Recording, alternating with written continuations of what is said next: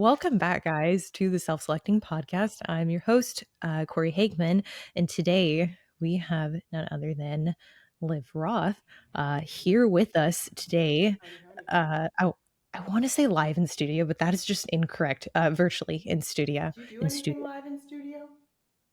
No, dude. I'm on my couch right now. My boyfriend and I, we just did a podcast, and I was like, could we just scrap the video and do it like laying down, like on our stomachs? That would be so much more comfortable. Um, Awesome.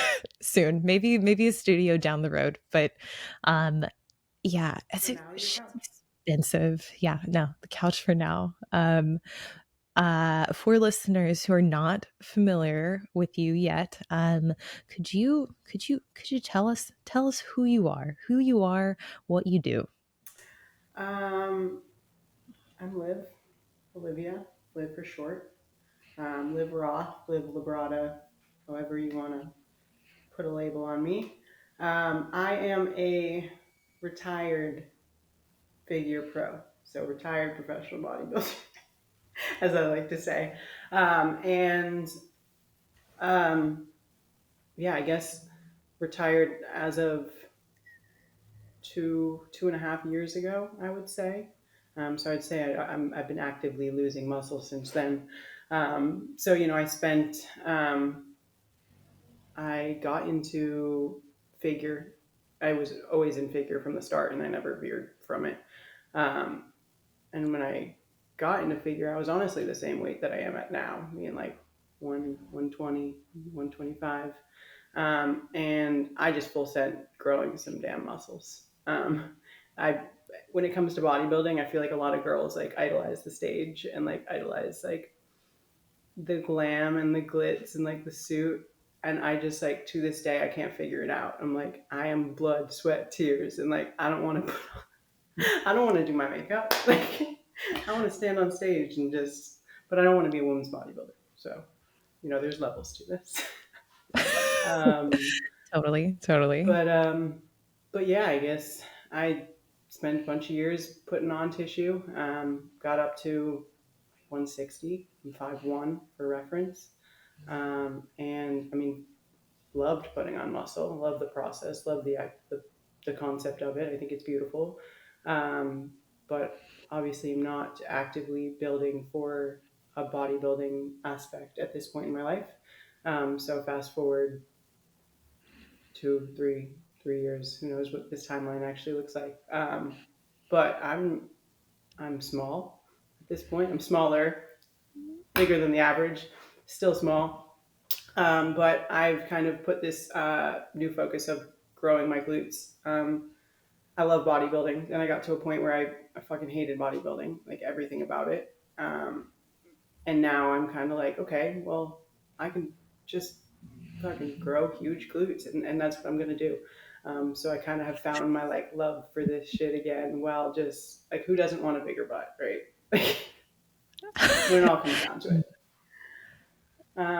it. You've done an incredible job. Like, I mean, like objectively on stage, to be a figure pro, to have that kind of muscularity, to and what year did you turn pro in figure? 20, well, 19, 19. 2019. Like I guess when did you start competing? What year was your first 2019. show? I turned pro Yeah. at my second show. Okay. All right. Uh for listeners, she's God's favorite. She's better than the rest of us. It's That's one of those what things. uh My ex was like, "You're such a waste of genetics. You need to bodybuild." And oh like, my God. true. I can build muscle like it's my job. I mean, okay, so there's a couple areas I want to go with this. What was obviously okay, the figure division at the time, like wellness came around in 2020. So I mean, like you just turned pro and figure, just gotten really into the sport. Was there ever the consideration? I mean, I think I already know the answer for bikini. It's okay. For wellness, was that even in the discussion? Was there ever any interest in it? I will say, bikini's huge at this point. So you can't even count out bikini. I mean, it is wild. It's impressive, but I mean, Lord, bikini has some muscle. Absolutely. Dude, you could be a bikini pro Right, right which now. is Looking at wild. your physique, like Right, the which is glutes are crazy to like, think about. yeah, But also awesome because let's go muscles, right? yes. You no longer will ever look stringy, right? Um, or you'll lose. But ultimately, yeah, I guess I think I was still kind of bodybuilding actively when wellness came into play. But at the time, I was a full sending figure, and it's funny because when I turned pro, Sandy literally was like, "Never train your glutes again," because my glutes were so overpowering to my back. So I never trained glutes again. Like I didn't train them for 3 years. They were just very like I always say like I can just like think about it and I can use my glute instead of my quads or my hamstring. Um, but so I never really had an itch to switch to wellness because I truly like when I was bodybuilding, like I mean I love training my upper body. I took pride in my shoulders. So that wasn't gonna stop. But I guess nowadays it's like since I'm out of the sport, I think it's more of like your mainstream female would look and be like, that's cool. That looks good. Which is where I think I'm more at. Yeah, I would say like you look like an action figure. Like you look like someone did like the caricature on like just like a very like super fit, like very like balanced individual, which is like your like proportions, you're just a giant like hourglass. Like you just between cannonball delts and like huge glutes. Like it's like it's if y'all don't follow her, like you're fucking up. She's who you need to follow. She also posts her workouts too, and her workouts are sick. And I she need posts I need to like do they're. that. I will say I'm the worst at that. I'm like, hey, look, I can grow glutes, but I should probably start showing you. I mean, okay, but one of the things I mean, I've followed you for a while, followed you and Hunter for both some time now, but like I I like that really for someone who obviously like it goes without saying you're very committed to what you do, but my perception as a viewer is very much that this is the lifestyle that you live and that the value it seems as if it's derived from the process of bodybuilding, not the accolades of getting on stage, getting dolled up, getting an award. Yeah, it's the grid of bodybuilding that I do like, and the science of it. True, I'm kind of like a little geek there too, being like, I mean, build like you can build your goddamn body. Like that's like think about that. Like it's like you can build a human, sure, right, right. Women are awesome, but like you can just like you don't like it, change it. It's a cool Yeah. concept, and that's where my brain's at with it. Yeah. I mean, no, I like the idea of and it's funny that that's where my head goes to is like, okay, like we build humans, cool.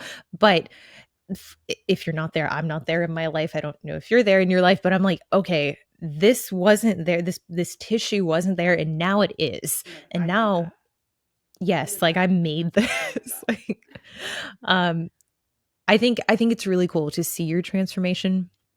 I think, you know, it's a testament to you moving a lot of the levers that frankly matter the most. I I love it, and you know, like a lot of there are people, other athletes in different divisions who, you know, still kind of like, you know, side eye to bikini, like, yeah, it's not as muscular. No, it's not, but it's becoming more and more muscular every year. And what I'm finding is like, okay, I turned pro in 2021. I was undersized then. I did, you know, decently well, but it was largely on conditioning.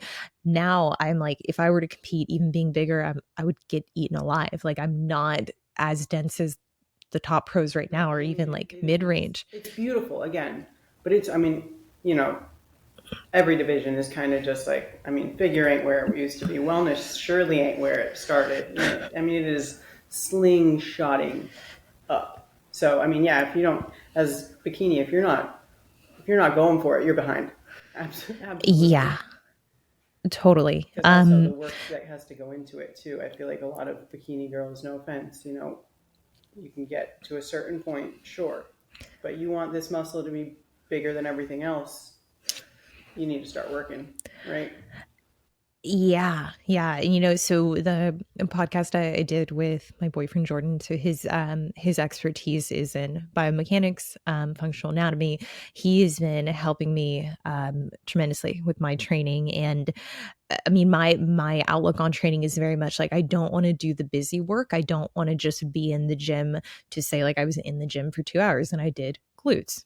That's not really going to get me where I want to go. And for listeners, and for any listeners, they know that like I'm enhanced, but like I want to be conservative about using any kind of assistance moving forward. So that's largely going to come from making the most of those levers that do not involve pharmacology. And with your experience, for anyone who doesn't know, Liv, she's been coaching for a while now. Like, I mean, you work with predominantly prep clients, or is it also like It's kind of here and there. I have a whole like set of in-person people that I work with that are just like businessmen too. So I'm kind of all over nice? the place Yeah. with my actual like coaching roster. But yeah, I've been in the bodybuilding realm for about 6 years now. Yeah, yeah. I mean, like with your experience, I mean, you've I imagine that you've seen, I guess I should ask, I shouldn't assume, have you seen a bigger shift really, I mean, since 2020, 2021, with individuals, kind of having the interest? Like, I mean, is that something that people, your clients are coming to you like, hey, I'm all about the training, I'm all about the nutrition, let's do it. But what can we use in terms of assistance?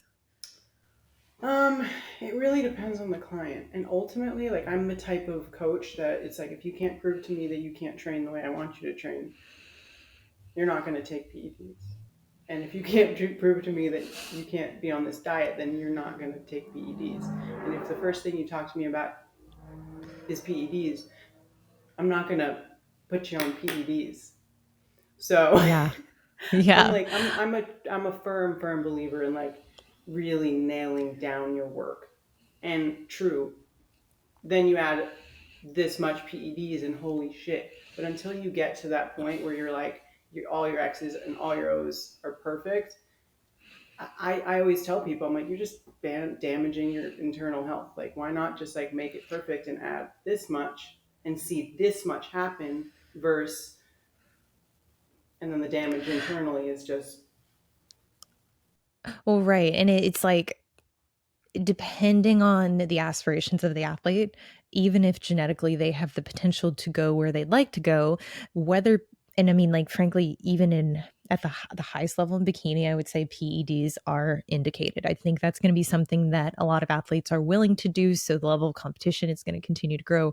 But in every other division, I mean, even at a baseline, like at the national level, you see people coming in with very competitive looks. Like, frankly, it's just going to be very hard to achieve even the bulk of that naturally.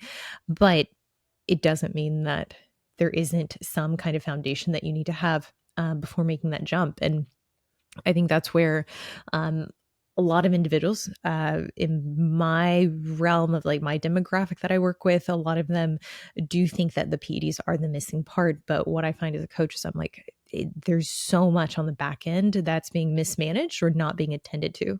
Is that kind of the I same think case for you? 100%. 100%. You also, I mean, again, like it's bodybuilding, right? There's this whole build side to it. And I find, especially in the women's divisions, I mean, the men's division always, but men tend to not really care about the PED side of things. But in the women's division, we've gone to, I said slingshot earlier, we've slingshotted these divisions so fast. Obviously, using PEDs, that's the only way that it's able to happen so fast. And I think it's a little bit lost on taking the time to do the fucking work, put the food in your body, and the true. I mean, the muscle density over again like a year, 2 years versus like these 6 month maybe off seasons that you see. You know what I mean? And it's like okay, you did it with PEDs, so you feel like it's almost like counting, but the, it doesn't it doesn't look the same.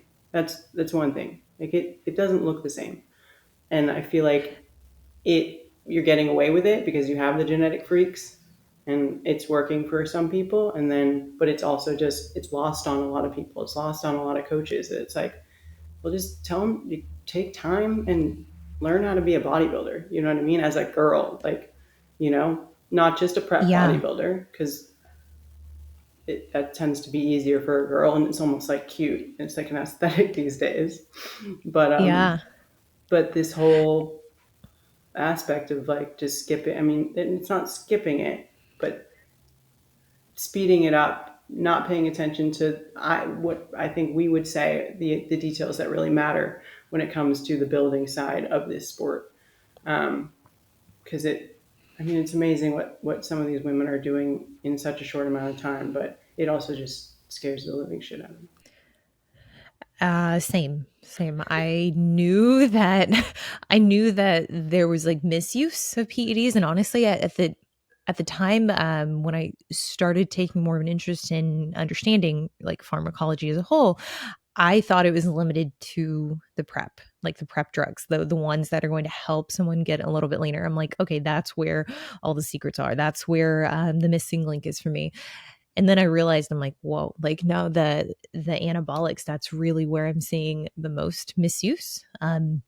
Not even getting into like the health and wellness side of what the use and what being in a prepped state does to your body. And that's where I do think that with what I've seen you be able to do with your physique, I think there's a lot of value that is often not value. What am I trying to say?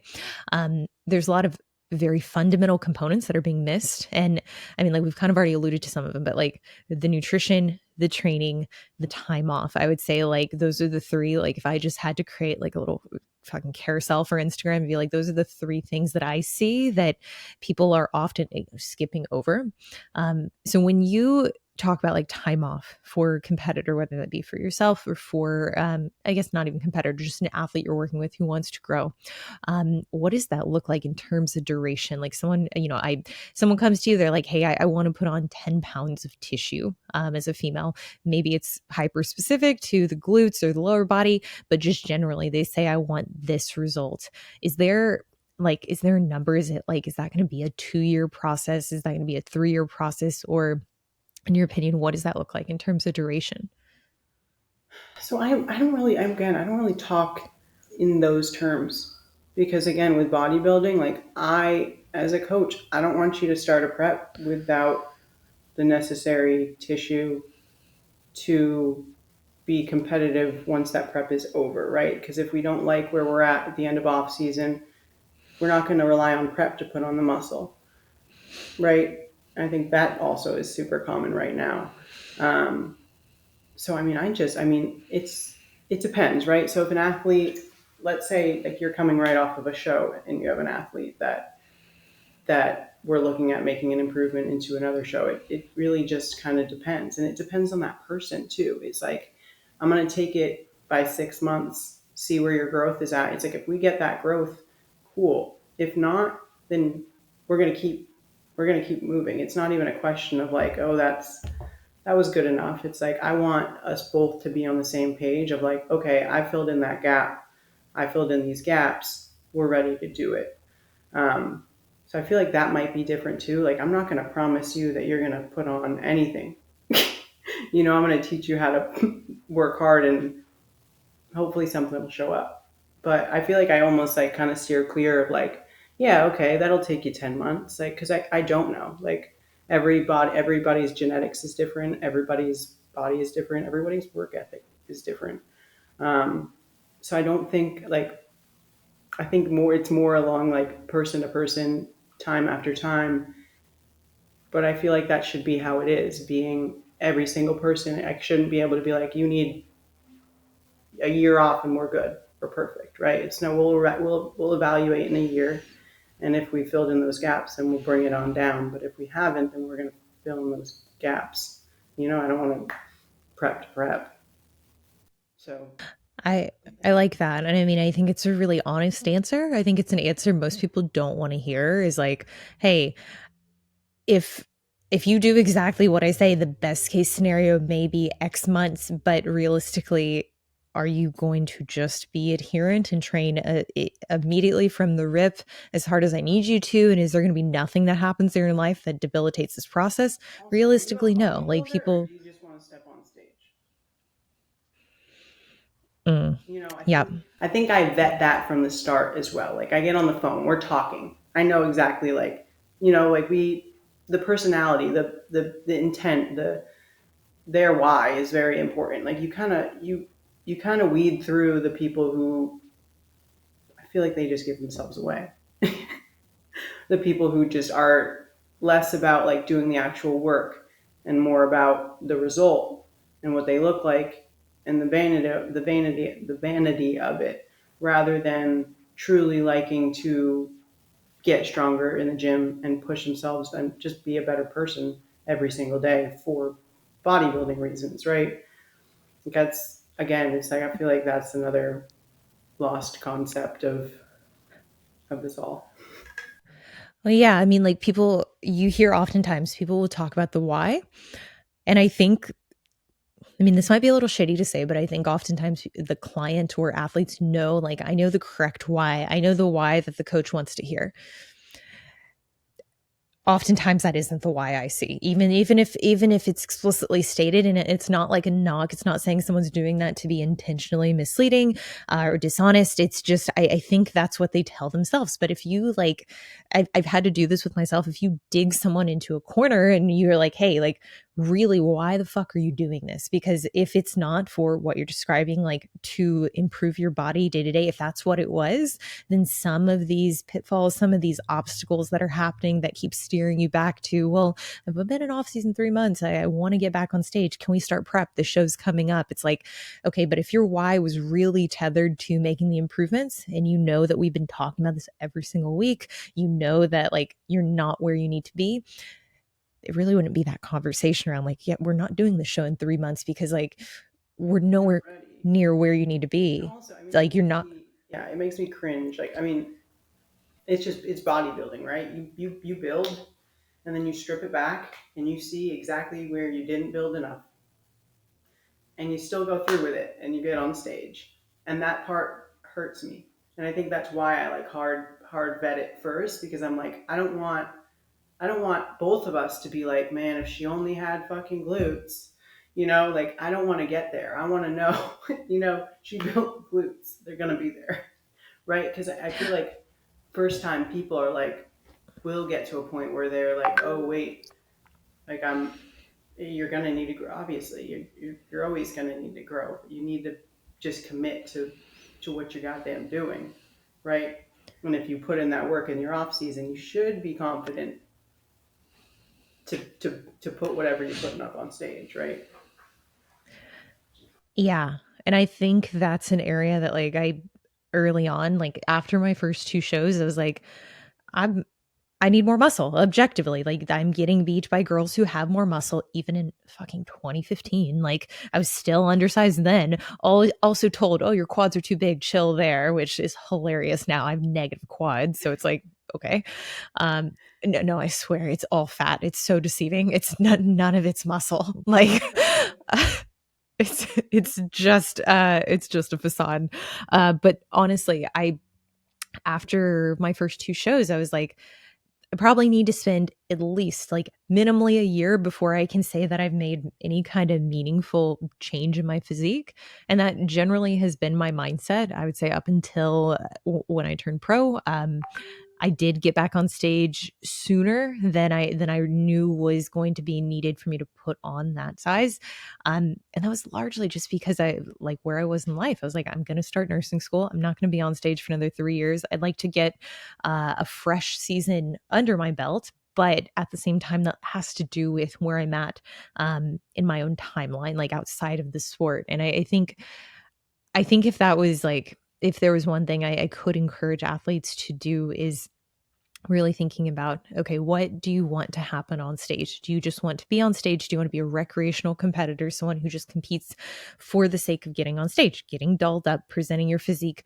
Or is there an aspect to this where you want to see a meaningful improvement? Because if it's the latter, that's going to take likely much more time and so much more work.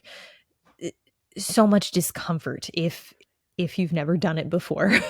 Then you might realize, okay, so you said you got up to 160, is that right? Like, okay, well, tell me what in wait, you're how tall? 5'1". 5'1". Okay. What was that like getting to like getting to 160? How did that feel for you from like was that something you were generally accepting of, or was the weight, I was it mean, at kind the of time, arbitrary? hell yeah. Like, I mean, I couldn't fit into clothes. I had like every like girl annoyance about having muscle, sure, but I definitely like. I mean, I was I was damn fucking strong. I worked damn fucking hard, and I took like I that was like that's bodybuilding for me. Like I took pride in how hard I worked for that, and you couldn't like. It's like, of course, as a female, you have times where it's like, fuck this, but most of the time, I really was just fucking proud of it. Like it is what it is. This is what I look like. I worked hard to get here, right? And I think that was again my mentality was like, wait, I worked really like this wasn't an accident. Like what you say to me, like I did this on purpose, and I feel like females might get caught between that of like you want to look a certain way, but it's like, but you don't because you're a female, but it's like oh, but I am doing this, you know. So most of the time I was in that mindset of like yeah, like I did this, I look like this, and sometimes it hurts, and but it was awesome. And but I will say, like with figure, I mean, I needed to grow more. You know, it's which is crazy because again, I don't want to be that big ever again. Surely not. Um, but figure has just gotten to a point where it's like even then I wasn't going to be big enough, which is wild. I think with that goalpost moving and also demanding a lot of sacrifice, a lot of risk, a lot of exposure. I think it's a consideration to make. I mean, I think it's a consideration to make across the divisions, and it's often a conversation I have with individuals who, who kind of like at bikini, they're like, I don't like the look, like, and I don't want to have to not train hard, so I'm going to go for wellness, and I'm like, I support that, and if you want to do that, cool. But if you want to be a pro wellness competitor, if you want to be a pro figure competitor, there's a degree of exposure that I do think is expected if you want to be competitive and if your aspirations are that high. I think a big part of that is also like you see like your idol, right? Who is fucking flawless, trains fucking hard, has the smallest waist ever, and probably used some PEDs to get there. Okay? Genetic freak. Then you have Sally, who genetically has the worst shape, is going to push weights and PEDs and food to no fucking no limit to get to let's put Franciella on this table, right? You will never be able to do that without the repercussions of your face. And I think that is what I'm seeing way, way too often. Being like, wow, great improvement. Holy shit. Yeah.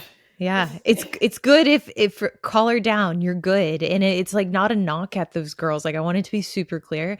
Um there are effects that are irreversible and there are effects that are largely, I would say, unplanned. I don't and there's think life after bodybuilding. That's the thing. Is like you can't bodybuild. I mean, yeah, you can bodybuild into your 60s, 70s, sure. If you just hard committed that hard, I couldn't do it. But otherwise, like there's life after bodybuilding, and like as a coach, like I refuse to viralize a girl. Like you get anything, pick up the fucking phone, let's talk. Like I refuse to be a part of potentially something they might regret for the rest of their life. Like I'm just like there are people who like there are coaches who don't care and do whatever and will do whatever you say ultimately.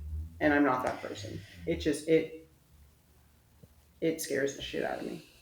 Like, and I did use PEDs, but I feel like I worked hard to warrant the amount that I could take and get results from. I wanna I wanna go back to, I mean, 2 things I wanna say there. Um, I love that. I think it is rarer than people realize is a coach who has that set boundary that's like, "Yo, like, you have to go to sleep at night knowing, like, you didn't put the drug in the person, but you were a part of their decision-making process." And it's very similar what you described is how I feel about any kind of enablement, I'm pretty sure I'm making that word up. Any kind of, I'm partaking in them using that PED, and there always is that chance they could wake up in 10 years, 15 years, and I don't want someone to look back and be like, I wish Corey had been more conservative. I wish she had held back a little bit more, because if I had her on my shoulder like, oh, I think this is a little too soon, I don't think it's going to be what you think it's going to be, I wouldn't have made those decisions. And I'm fortunate that I had people in my corner, which I imagine you had people in your corner telling you early on, like, get the most out of what you can outside of the drugs. And then from there, make your decisions. But that kind of support, even from people around you, is rare. And that's where I think, like, genetic potential is certainly a part of the discussion for the athlete would who claims they accept more risk. Is okay, but what does this look like? What do you plan to do with this bodybuilding career? Are you going to the Olympia? Do you have the means outside of the Right. sport to support you going to the Olympia? Like, how many cycles are you committing to past this point? If you turn pro and you used a lot of drugs to turn pro, are you now in a position down the line where it's like, okay, but every season now you're committing to 8 months on cycle? It's like, that Also, will this have conversation effects. of like the cycle gets bigger and bigger and bigger and bigger is like, well, why? Do you like? I'm like, this is like a misconception of like, well, I did this, so next time I'm doing more. It's like if I did this and you got these results, try again. Yeah, I think exponentially increasing your dose to yield more results, it is something that we can kind of scale back. And I like to think of it this way. It's like, okay, how much muscle do you actually need? If you need 10 pounds, if you need 20 pounds, are you using PEDs from the rip to get that? Or are you someone who, let's say, is a professional, or very close to being a professional, and maybe one of the upper divisions, who's now saying, like, hey, I need realistically 5 pounds to be super competitive, to make that jump to the next milestone in my career? And is that the point in which you're considering use? Because those are two very different discussions. Right, right. I mean, right. It comes down to that. Like, okay, are you your genetic ability, right? Like, are you gonna go to the Olympia? Are you like truly? I mean, but I really think it comes down to people just being honest. It's like you. I can ult like most people like their first check in, even like no muscle, absolutely no muscle. You can look at their bone structure and say, okay, they have the genetic ability to do this. And I don't think that a lot of people are looking at that. I think it's like, oh well, it's bodybuilding, sure, and you can build anything. But when it comes to competitive bodybuilding, I think coaches just need to people, even just everybody, be honest to your friends. Like, cool, you like bodybuilding, but like if we're being honest here, like you don't have the smallest waist in the whole world, and if you didn't start there, you're already beat. you know, I absolutely. you have the smallest waist in the whole world, so you're not beat yet. Wait, how your waist has got to be like 20, 22, 21, No, I 22. think Like, it's got to. I'm just a big old like morphed like contortion. Like honestly, like if you look at me from like here, I'm like straight up and down. Well, like if I go It's here, but I'm not, I don't have like a super small waist. Like I'm not like, I think I'm like a 20, I can't wear like a 24 in pants. I mean, but see, even that though is like a testament to, it's like structurally how you were built. Like, I mean, you have I got genuinely, like, potential what. in bodybuilding. I always, that's what I say these days. Every time Yeah, I walk by the mirror, I'm like, you got potential. You could, potential. you could be in figure. Oh my god. I love that. I think, like, when you look at, really the transformation that you've made in the last 2, 3 years, what does that look like in terms of, like, change in body weight? Like, what did that I'm trying to imagine that on a graph right now because, like, I mean, it's a completely different physique that you have. Yeah, absolutely. I mean, yeah, I guess it would be interesting to have graphed it and actually tracked progress, but didn't do that. But I think that's part of this is, I'm not like a bodybuilder these days.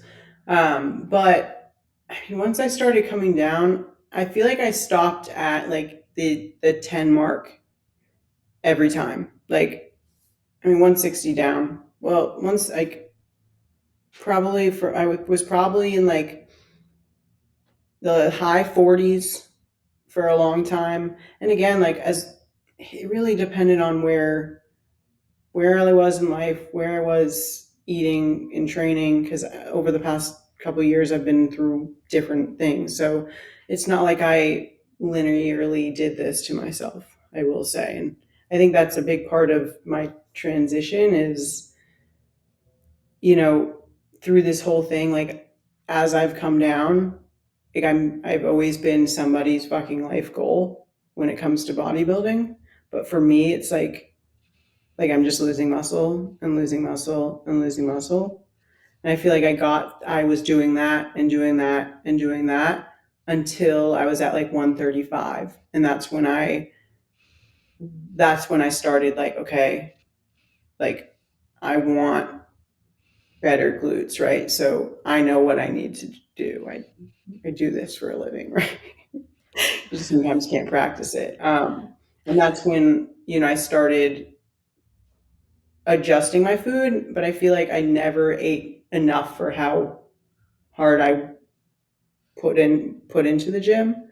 So then I kind of came down to like the 130 ish, and that's kind of where I like to store my body like kind of likes to stay. I'll like be anywhere from like 129 to 134. And that's for now. When I'm really stressed, I'm like 123. Oof. Oof. That's Skeletor look, I'm sure. I'm sure that's, like, Yeah, uncomfortably, like, it hurts to do things. Um, but I right. mean, like You need sugar and water. what did okay, so in the transition to, okay, like, you're restructuring your training in this process.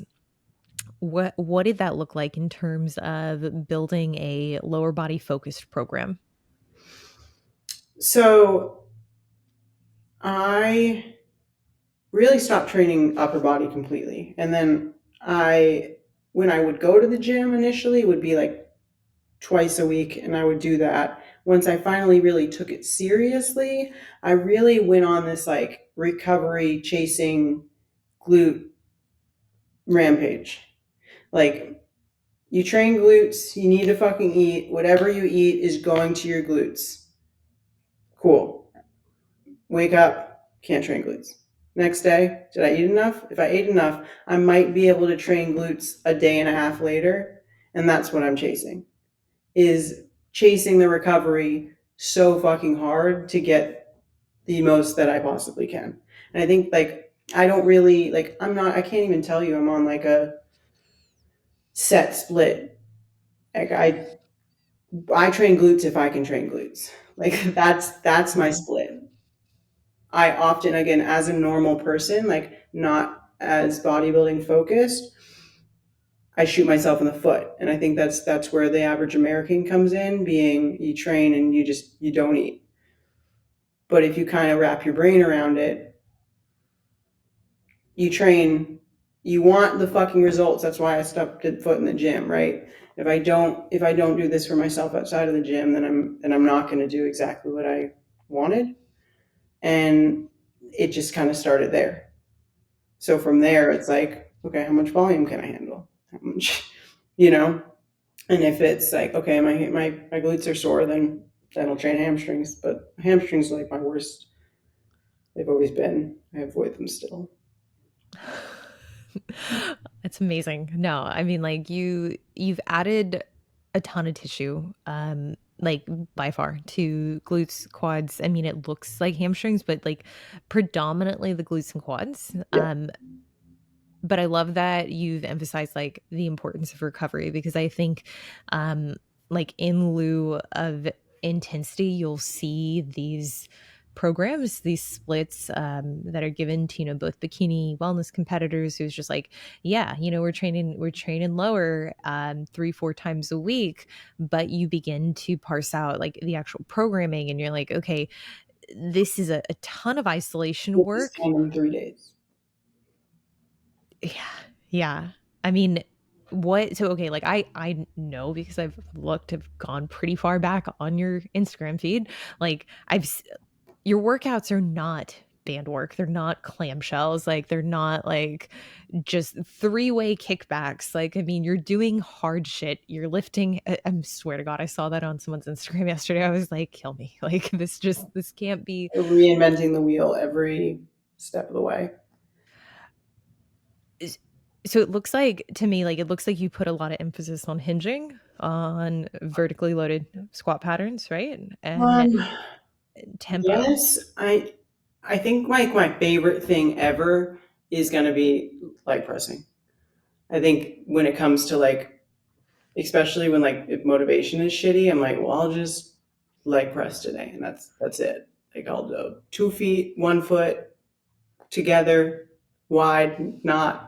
I'll just do everything on a leg press if I'm truly not feeling it. But I'm trying to think of like truly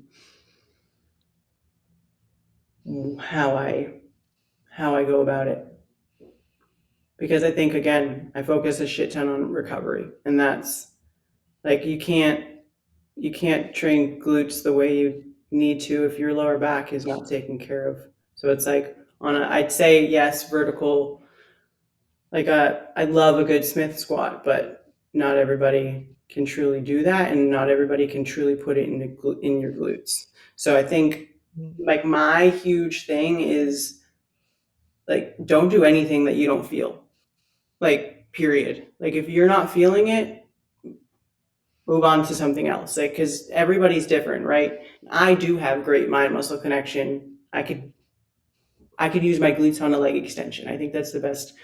Like that's how I like to talk about it. But some people don't, right? So like if somebody's given this programming and it's like 4 sets of 10 of like 17 different things, but it's like, okay, well, only 3 of them you really felt like you got to a full stretch, you paused in that stretch, you got to a full contraction, you paused in that contraction, you're truly working that glute. I don't know why you're doing it.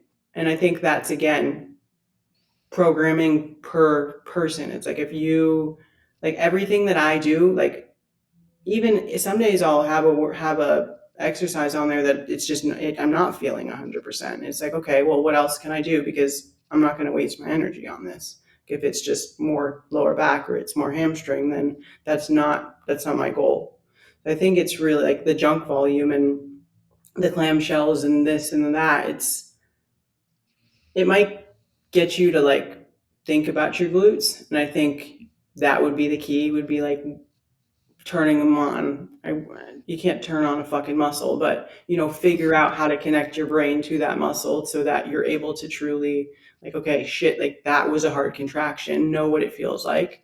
Know how to train your whole body, or know how to train your body for whatever you're doing, right? So it's like I'm not reinventing the wheel. I'm doing what works my glutes from the when I step in the gym to when I leave the gym. And again, sometimes your mind muscle connection will be great, and you can do shit like that's reinventing the wheel because you can, and you can feel it.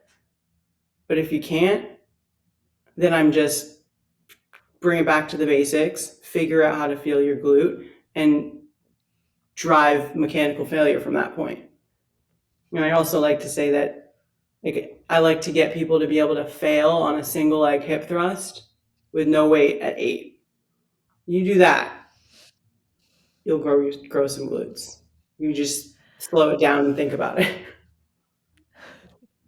I I really like the emphasis on making sure that you're maintaining positioning so that you're not just checking the box of like, okay, I did the hip thrust or I did the squat, because I think oftentimes that is, what's prescribed. But ultimately, like you said, if the client is not maintaining that position or they're using secondary muscles, and more specifically, if you're like, hey, I've got the adductors, I've got enough quads for my division, but I really am trying to emphasize lengthening the glute or working even like in a mid range, it's like, okay, without being able to maintain that position, even if, like, I mean, realistically, are you going to hit muscular failure on something like a hinge?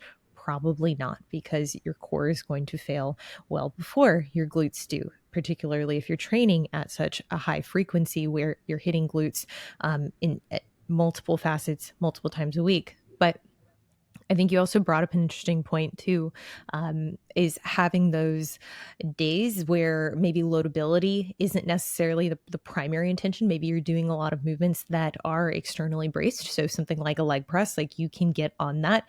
And as long as you are maintaining um, the what's necessary to recruit the glutes, as long as you are maintaining full foot pressure, as long as you're actually slowing down and connecting to the glutes and not just checking that box of, okay, I did the 12 reps, or I did the 15. I hope you're not doing 12 sets of leg press. That's quite a bit of leg press. But no, I want to take this and go towards the nutrition side, because you had mentioned that too, and I think that's a very important aspect of recovery. um, when you talk about your recovery, what does that look like in terms of nutrition? Like, do you track calories? Do you track macros? Are you, going intuitively off like, hey, I need more food today, so we're adding it in? I'd go with the latter of them all. I try. I mean, I do aim to hit pretty much my body weight in protein. I think that's just like low hanging fruit for every single American in the whole world. Um, so I do that. And then when it comes to everything else, if I want to eat it, I train fucking hard enough to eat it. And I think that's like that's it. Like that's my mentality is like if you want you want a burger, okay, then just train really fucking hard, eat it around on that day, and overall, right, it's going to a good place. Um, so I mean, besides that, like besides right, I'm eating maybe 4 to 5 meals a day. I'm not anywhere near 6, but 4 to 5 if I'm like awesome. But again, I'm like through the day, I'm really just like listening to my body. Like I know what it feels like to train really hard, not eat enough, and wake up the next morning. It's a different level of like muscular fatigue than just being sore, right? So I really do just listen to my body a shit ton of like nice, like I'm being a piece of shit. I need to eat more, and if I don't, then fuck my ass, right? I mean, no, I love how intuitive you're able to approach that. And I think a lot of people, the disconnect is the training intensity isn't there. And maybe that is rooted in the skill level, the intention behind training, on some where they go in, they're like, yeah, I think I trained hard, versus what you're describing, where it's very much like systemically you will be fucked. You'll wake up and you'll feel sick the next day. Like you will feel like you have brain fog if you have not eaten enough. And like that's a different conversation. That's like, I need food or I'm going to die. I'm not going to be able to focus today. I'm not going to be able to get anything done. And it's going to take 2, 3, 4 days for me to recover the way I need to. And there we go. Now I've only trained glutes like once every One day five a week. days. And it's like, exactly. Um, so I think the conversation, it still comes back to being able to go into the workouts, get what you need out of them at an intensity that requires that intake. So, um, this might seem like really rudimentary, but like I have had this conversation with a few clients recently where it's like, um I guess how do I want to ask this? How do you know during a set? How do you know you're not sandbagging? Like, I mean, like, If you had is a there gun to your head, could you do another rep? And depending on the client, I either use the gun or I say, if you had $100,000 in front of you, would you do another rep? The answer is always yes, fucking always yes.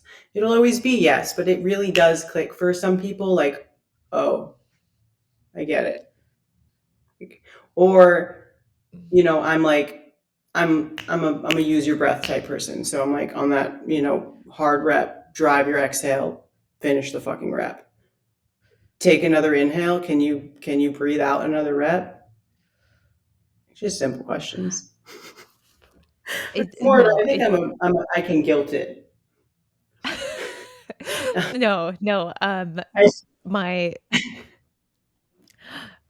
my boyfriend, he prescribes to the same methodology of teaching and coaching, is very much like, hey, just don't be a bitch. Just can you just do more? Can you do more of the weights? And I'm mostly joking, but at the same time, I mean, like, but if seeing you the way can, he while trains, we're at it, yeah, yeah. And honestly, I think the thing that has clicked the most with clients is asking them, like, hey, when you were going into your third rep of a set, has your mind drifted off whatsoever? Have you thought about anything other than how much this sucks and you don't want to be doing this? Are you thinking about work? Are you thinking about, like, are you looking around the gym? Like, it right? sounds I watch very people's basic. eyes in their videos. Like, what are you Yeah. looking at? That's your training feedback. You're just like, So honestly, I mean, not with a new client. The new client, no, yeah. I'll be nice and whatever. But I will get to a point where I'm like, was there something like more entertaining? Like, and also No, goes I back love to, it. I don't know what you said about like, when you can tell like when a client's why is like not genuine or not. And on my check-in, like my weekly check-in, I have an adherence rating, so 1 to 10, right? And if it's not a 10, it's like this little excerpt that's like, if it's not a 10, that's fine, but please remind me what you're doing, why you're doing this. And you got to type Mm. out like, it's like, okay, well, shit, you're right. Let me actually think about that, because it makes them feel. I mean, there's a level of guilt that as a coach, it's like you just need to remind them what they're fucking doing, because don't let me get caught caring more than you do. No, no, I mean, that's exactly it. And I think, there's definitely something to be said about helping the athlete develop that skill.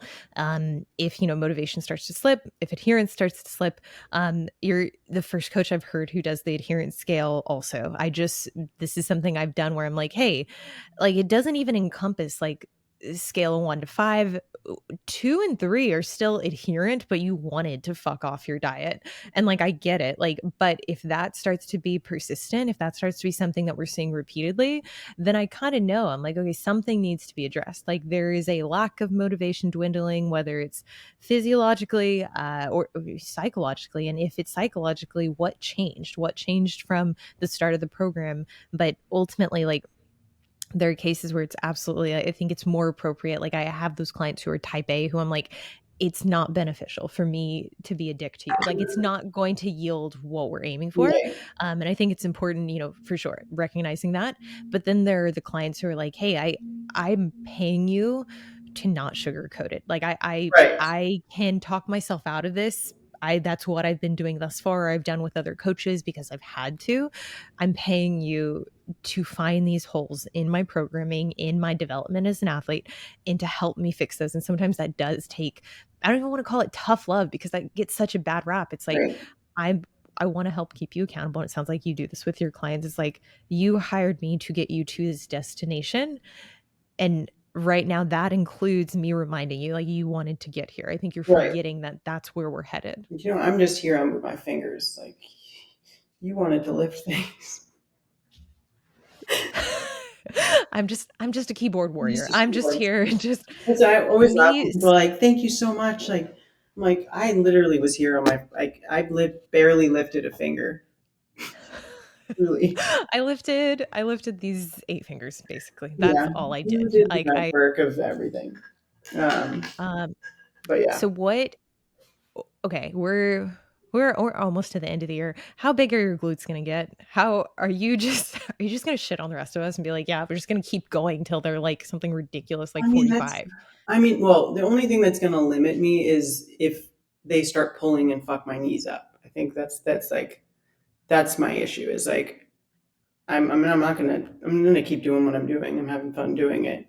I'd love to, like, again, like if I could have Franciella level glutes naturally, that would be awesome. That's where I'm at. Hopefully I get there. I love it. I love it. You're gonna get there. We're just gonna watch. You got I just an just feel like army at of some point supporters. I'm going to have to like push like for actual growth. Like I'm really like I'm just living life, and I do feel like I'm kind of taking some muscle here and putting it down there when it really comes down to it. But I feel like if I'm gonna like go from like impressive to like whoa, Like silly. It's like yeah, silly glutes. I want Like to be I want Goob to fucking do a video falsely on me. Like that's just I commented that one on one of his videos one time. I'm like, that's my goal to be falsely fucking goobed. Like how yo, awesome. Just that unrealistic ratios. Just that makes no sense. I I feel like it's a matter of time. Like I think you're on the right track, and it's been amazing to chat with you. And I really hope that listeners were able to, pull some valuable information, because I mean, like, the proof is in your transformation pictures, which I would love for listeners, if they're not following you, to go check out, go tune into your content. Where can people find you at? Liv Roth, I think. I think there's one H. LIVROTHH. No, H on Instagram. That's kind of all I do. I'm not a big influencer these days. Just This is out the here, world we live in. building, just Just building building silly glutes, training hard, for recovering harder. amen. I love it. Well, thank Lifestyle. you so much for coming on. I Thank you appreciate for it. having me. You guys, thank you for watching. As always, I'll see you in the next one.